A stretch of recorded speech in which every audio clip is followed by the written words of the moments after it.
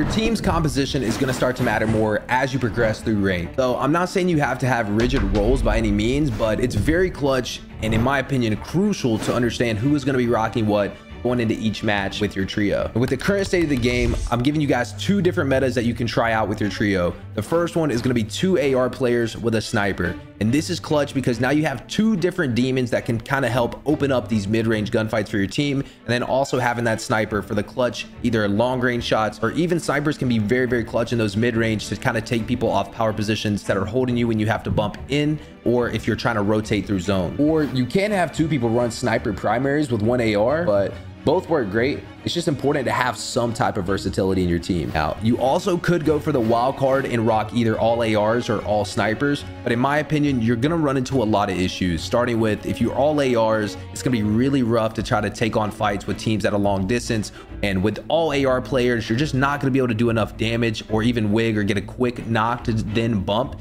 So you're leaving yourself in a hole right there to not be able to make a play. And then same thing for all snipers, right? I mean, if all of you guys are rocking snipers, your mid-range is going to suffer bad because now all of you guys are trying to use either MP5s or Vaznev to take on medium range fights against AR players, and that's never going to go well. So again, in my opinion, you either need two snipers and an AR or two ARs and a sniper. All right, so let's start off with your default AR. Now, this is going to be your primary go-to for those mid-range and long-range gunfights. So this is where you want to aim to find a gun that's going to be, at least for you, very consistent at hitting your shots, okay? The TTK still hasn't been bumped up tremendously, so right now you're just looking for a gun that's going to consistently hit shots, at least for you, in that mid to long range. And for me personally, I still got to give it to the Hemlock, right? I think this gun is overall the best AR used for ranked play at the moment.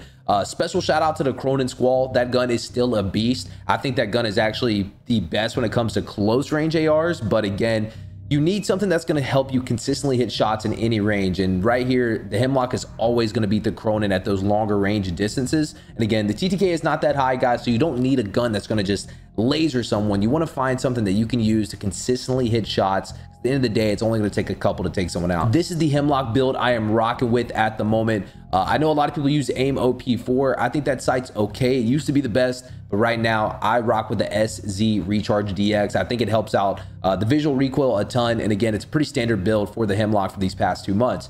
But I will say this. So right now, obviously there's always a smoke going down, whether someone's rotating, they're trying to smoke across, or whether they're trying to go for a res and they smoke the res. But I've noticed something. No one is rocking cold-blooded, at least in any of my ranked games. And I am now top 250. And I feel like I very rarely run across a player with cold-blooded on. So with the smokes being meta and really no one using thermals at the moment, it's not really forcing the player base to have to make that switch yet. So if you want to take advantage of something for now, up until the player base does start to make improvements on their perk picks, I think this is the overall sleeper meta, low-key. Now, for all my snipers out there, this is the sniper I'm personally using. I built mine for just straight up ADS in mid-range to long-range fighting, right? I know long range would be nice to have a slower ADS build, but snipers are so crucial even in the mid-range for, again, that people that are holding power positions, or maybe they're looking down on a hill, or maybe they're on a nasty head glitch, right? And your team needs to bump in and there's just absolutely nothing you can do. This is going to be the sniper that you can get a little bit more aggressive with mid-range and really become, again, a more balanced overall player. Now, snipers are awesome if you build your sniper for a more hard scope, long-range fight. That's great.